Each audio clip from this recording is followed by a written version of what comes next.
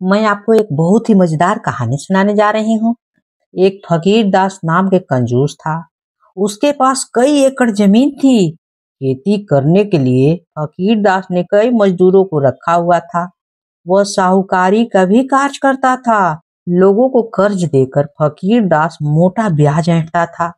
उसी कंजूसी ने भी धन जोड़ने में उसकी काफी मदद की थी। इस तरह वह गांव का सबसे धनी व्यक्ति बन गया। फकीर दास के लिए सिक्कों की खनकाहट दुनिया की सबसे मधुर आवाज थी। रात में वह अपने बिस्तर पर काले रंग का एक संदूक लेकर बैठता, जिसमें वह अपनी दिन भर की कमाई रखता था।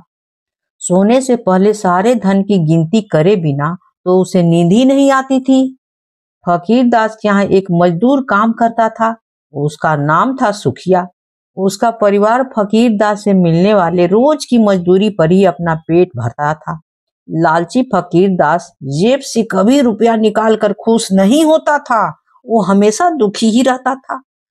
पैसे न खर्च करने के लिए उसे बहाने बनाना बहुत अच्छा आता था। एक बार फकीर दास ने सुखिया को कई दिन से मजदूरी नहीं दी। उसकी पत्नी और 5 बच्चे की भूखों मरने की नौबत आ गई। सुखिया दौड़ा दौड़ा फकीर दास के पास पहुंचा और हाथ जोड़कर गिड़गिड़ाने लगा, मालिक मालिक कृपया मेरी मजदूरी दे दो, वरना मेरे बच्चे मर जाएंगे। कल आना, कल कल, अभी बोला ना कि कल आना, अभी कुछ नहीं दे सकता हूँ, समझे? हिसाब करना बाकी है, कल आना। तुम्हारी पूरी मजदूरी निकालूंगा तभी तो दे पाऊंगा, कम तो दूंगा नहीं। फकीर दास ने कहा और हाथ हिलाते हुए उसे बाहर का रास्ता दिखा दिया। मालिक मैं हाथ जोड़ता हूँ, मुझे केवल 1 दिन का ही मेहनताना दे दीजिए, ताकि मेरे बच्चे अभी अपना पेट भर सके। सुखिया गिड़गिड़ाया, अरे ओ कहा ना कल आना, फिर भी तुम यहीं पर हो। मेरे पास यही काम रह गया है क्या कि तुमको पैसा देना? बंद करो ये रोना धोना, जाओ यहाँ से, कहकर फकीर वहां से चला गया।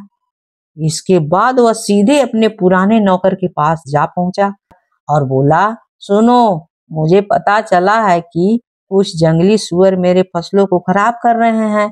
खेतों की निगरानी के लिए मुझे आज रात जंगल जाना ही होगा। नौकर बोला, मालिक किसी को ले जाना, नहीं तो रात में अकेले जाना ठीक नहीं है। मूर्ख हो तुम, किसी को साथ ले गया तो उसे मेहनताना नहीं देना पड़ेगा क्या? देना पड़ेगा ना। चिंता मत करो, मैं किसी ऊंचे से पेड़ पर मचान बनाकर बैठूंगा, समझे? आधी रात हो चुकी थी। फकीर दास बरगद के पेड़ पर बनाई हुई मचान पर बैठा था। चुप अंधेरा था और तरह तरह की जीवों की आवाजें आ रही थी। फकीर दास ने देखा कि बरगद के पेड़ के नीचे एक और अचानक हल्का सा प्रकाश बिखरने लगा। उस रोशनी में न जाने कहां से एक ईश्वरीय आभा बनने लगी। फकीर दास अपनी आंखों पर विश्वास नहीं कर पा रहा था।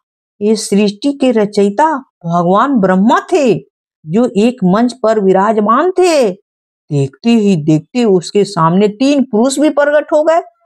1 माह के बाद आज पूर्णिमा की रात है। हम लोग फिर एक जगह इकट्ठे हुए हैं। अब आप अपने अपने क्षेत्र के विकास के बारे में अवगत कराएं। स्वर्गदूत, पहले आप कहिए, स्वर्गलोक का क्या समाचार है?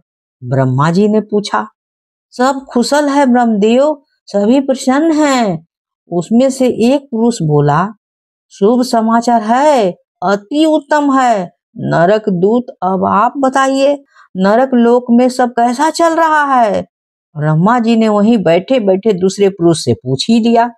कुछ विशेष नहीं है ब्रह्मदेव, नरकवासी अपने पापों का प्रायश्चित कर जल्दी से जल्दी वहां से छुटकारा पाने की प्रतीक्षा कर रहे हैं। इसके बाद ब्रह्मदेव ने तीसरे पुरुष की ओर देखा और बोले, आप बताइए पृथ्वी दूत, पृथ्वी पर क्या हो रहा है? हे देव, पृथ्वी के अधिकांश भागों पर लोग आनंदमय जीवन व्यतीत कर रहे हैं। बस नजदीकी के गांव में एक गंभीर समस्या खड़ी हुई है। वह क्या खड़ी हुई है, बताइए भी आगे। नजदीकी के गांव में एक गंभीर समस्या खड़ी हुई है। वह गांव फकीर दास के नाम के एक निर्दयी व्यक्ति के दुर्व्यवहार और कुकर्मों से प्रताड़ित है। अब उसके यहाँ काम करने वाला मजदूर सुखिया को ही ले लीजिए। 1 सप्ताह हो चुका है। लालची फकीर दास ने अब तक सुखिया को उसका मेहनताना अभी तक नहीं दिया है। उसका पूरा परिवार भूख से तड़प रहा है। ये पृथ्वी दूत, यह तो बहुत दुख की बात है। सुखिया इस तरह से दुखित हो रहा है। पृथ्वी दूत, यह तो बहुत दुखद बात है, ऐसा नहीं होना चाहिए। तुम यह थैला ले लो, इसमें सोने के सिक्के भरे हैं। कल रात को इन सिक्कों को सुखिया की झोपड़ी की छत पर बरसा देना। ये सोने के सिक्के उस गरीब की हर जरूरत पूरा करेगा। इन सब बातों के बाद ब्रह्मदेव ने पृथ्वी दूत को सोना से भरा हुआ थैला थमा दिया। कुछ ही पल में सब अंतर्ध्यान हो गए और वही अंधेरा छा गया। फकीर दास घर की ओर दौड़ पड़ा। सुबह सुबह उसने सुखिया को बुलावा भेजा। सुखिया, मुझे क्षमा करो, कल मैंने तुम्हारी एक न सुनी। यह लो तुम अपना 7 दिन की मजदूरी। अच्छा, तुमसे एक आग्रह करना था। सुखिया बोला, आग्रह नहीं, आप आदेश कीजिए मालिक। सुखिया ने कहा। फकीर दास के आचरण में अचानक आए इस बदलाव से वह हैरान था। सालों बीत गए इस आलीशान घर में रहते। इस ऐशो आराम से अब मन भर चुका है। मैंने तय किया है कि अब मैं साधारण जीवन व्यतीत करूंगा। पूजा पाठ को अपनी जीवन शैली का हिस्सा बनाऊंगा। एक काम करो सुखिया, तुम मेरे घर में रह लो और मैं तुम्हारी झोपड़ी को अपना घर बना लेता हूँ। इसकी चिंता तुम मत करो, मैं किसी तरह रह लूंगा। लेकिन लेकिन मालिक, एक गरीब की झोपड़ी में आप कैसे रह पाएंगे? सुखिया बोला, मेरी चिंता मत करो भाई, प्रभु का नाम भजूंगा और रह लूंगा। फकीर दास ने ऐसा कहा। मुख खड़ा सुखिया मालिक से कुछ न कह सका। कुछ ही देर में फकीर दास सुखिया के घर पहुंच गया और सुखिया अपने परिवार को लेकर फकीर दास के शानदार मकान में पहुंच गया। फकीर दास बड़ी बेसब्री से रात का इंतजार करने लगा। पृथ्वी दूत की प्रतीक्षा किए बिना ही फकीर दास झोपड़ी के छत पर चढ़ गया और उसने छप्पर में एक बड़ा सा छेद कर दिया। अब पृथ्वी दूत को सिक्के गिराने में परेशानी नहीं होगी, उसने ऐसा सोचा। समय बीतता गया, सुबह हो गई, लेकिन ब्रह्मा जी के दूत या सोने के सिक्के की कोई खबर नहीं थी। पृथ्वी दूत व्यस्त होंगे शायद। सभी धरती वासियों का दायित्व सिर्फ उन पर जो है। हो सकता है सुखिया के लिए वो समय न निकाल पाए हो, फकीर दास ने सोचा। फकीर दास हर रात पृथ्वी दूत का इंतजार करने लगा।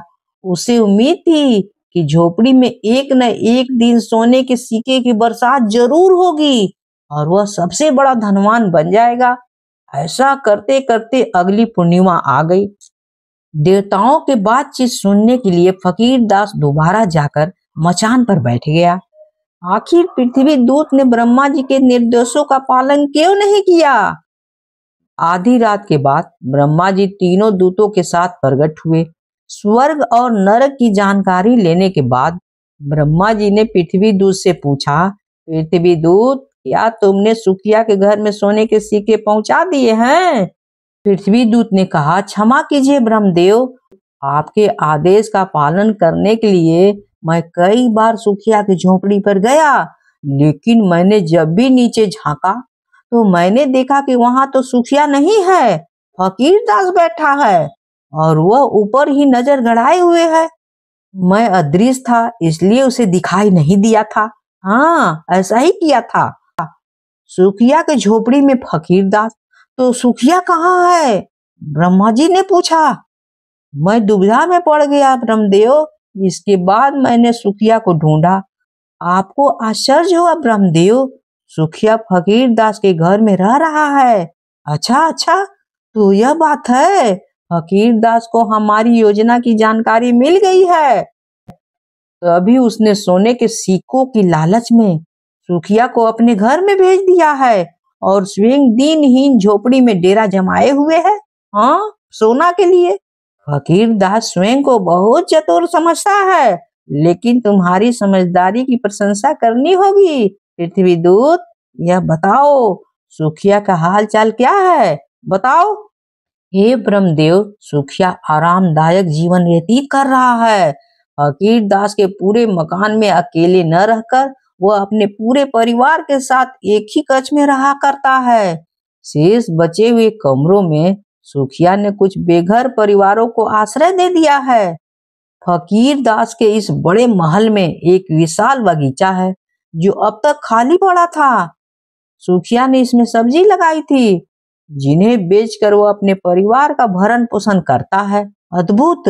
सुखिया ने सिद्ध कर दिखाया कि वह कितना महान व्यक्ति है। वह मिल बांट कर खाना जानता है। दूसरी ओर वह लालची, क्रूर और फकीर दास है जो अपने स्वार्थ के लिए वह किसी भी हद तक जा सकता है। उसके जैसे मनुष्य की रचना कर मुझे लज्जा आती है। ब्रह्मदेव ने कहा।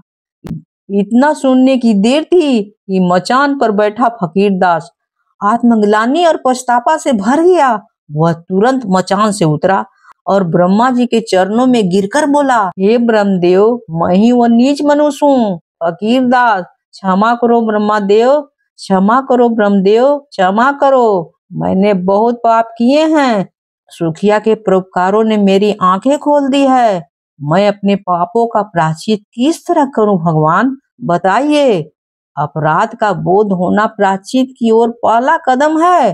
निर्णय तुम्हें लेना है। इतना ही कहकर ब्रह्मा जी तीनों दूतों के साथ अंतर ध्यान हो गए। फकीर दास झोपड़ी में लौट आया और गहरी सोच में डूब गया। क्या करे?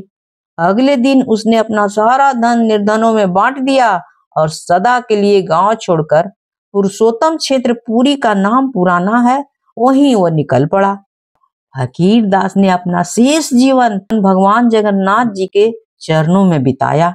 अगर कहानी अच्छी लगी हो तो please like, share and subscribe जरूर कीजिएगा, भूलिएगा बिल्कुल नहीं। मैं आपको एक बहुत ही मजेदार कहानी सुनाने जा रही हूँ। अवध के उत्तर में करसेनजीत नाम का एक राजा राज करता था। एक दिन उस नगर में एक तपस्वी आया। वह दाल भात न खाकर केवल कच्चे धान पर ही जीता था। उसकी इस बात को देखकर नगर के सेठ ने उन्हें रहने का प्रबंध एक सज्जन के घर में करवा दिया। नगर का सेठ उसके लिए प्रतिदिन धान भेजा और कुछ नगदी असरफियां भी भेजता था। तपस्वी को पूरा त्यागी समझकर नगर के अन्य व्यापारी भी उसे दान दक्षिणा दे जाते थे। वो तपस्वी कंजूस विचार का था। जब उसके पास 1000 दिनार जमा हो गए तब उसने उन्हें मिट्टी के छोटे से कलश में डाला और जंगल की ओर चल दिया। घने जंगल में उसने यह धन एक पेड़ के नीचे गाड़ दिया। वह प्रतिदिन जंगल में यही देखने जाता था कि कहीं वह धन चुराया तो नहीं गया है। एक दिन वह जंगल में गया तो देखा कि किसी ने उसका वह धन चुरा लिया है। यह देखकर उसकी आंखों के आगे अंधेरा छा गया। उसने निश्चय किया कि मैं गंगा नदी के तट पर अनशन व्रत रखकर अपनी जान दे दूंगा।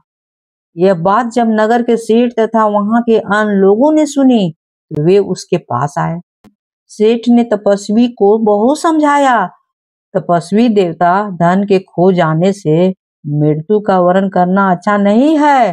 धन दौलत तो धूप छांव के समान है, अतः इसके लिए इतना शोक करना व्यर्थ है।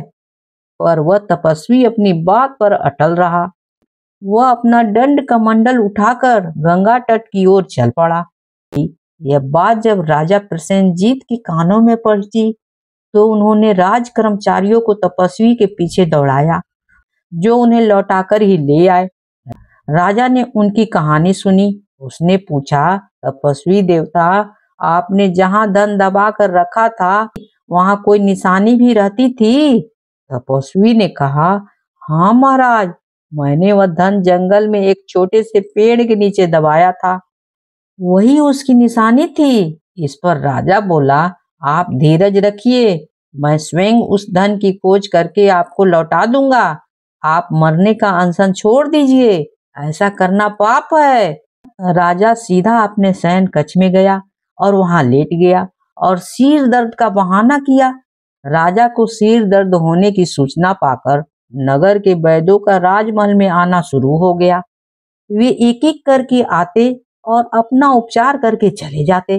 राजा प्रत्येक वैद्य से एकांत में ही प्रश्न करता, नगर में आजकल किस बीमारी का प्रकोप है, बताओ। आपने किसी बीमारी की कौन सी दवा दी है? वैद्य भी राजा के प्रश्नों के उत्तर देते और विदा हो जाते। एक वैद्य ने राजा को बताया, मेरा एक रोगी मातृदत्त का व्यापारी है। 2 दिन से उसका दिमाग ठिकाने नहीं है। मैंने उसे नागवाला नामक बूटी खाने को कहा है। यह सुनकर राजा ने उस व्यापारी को अपने पास बुलवाया। व्यापारी से जब पूछा गया तो उसने कहा, राजन, मेरा नौकर जंगल में जाकर नागवाला बूटी ले आया है। राजा ने उसे आज्ञा दी, जाओ उस नौकर को मेरे सामने ले आओ। सरकारी कर्मचारी दौड़ पड़े। राजा ने मात्र दत्त के नौकर से कहा, तुमने मालिक के लिए जंगल में नागवाला बूटी उखाड़ कर लाते समय जो दिनारों से भरा हुआ कलश खोद कर निकाला है, उसे तुरंत ले आओ, नहीं तो अपने पाप का दंड भोगने के लिए तैयार हो जाओ। नौकर डर के मारे थर थर कांपने लगा और राजा से बोला, हाँ महाराज, मैंने घोर अपराध किया है। नागवाला बूटी की खोज करते करते मुझे तपस्वी का दबाया कलश मिल गया। मेरे मन में बेईमानी घुस आई थी, मैंने उसे छुपा कर रखा है। मैं अभी दिनारों से भरा हुआ कलश लेकर आता हूँ, आप यहीं रहे। यह कहकर वहां से वो भागा भागा अपने घर गया। थोड़ी ही देर में उसने तपस्वी का कलश लेकर राजा के सामने हाजिर हो गया। उस समय तपस्वी देवता भी वहीं थे। राजा ने तपस्वी को उसका कलश दे दिया। राजा के चतुराई पूर्ण न्याय से सभी नगरवासी बहुत प्रसन्न हुए और वे उनकी प्रशंसा करके जय जयकार करने लगे। अगर कहानी अच्छी लगी हो तो please please like share and subscribe जरूर कीजिएगा। आप लोग तो भूल जाते हैं, मत भूलिएगा ना।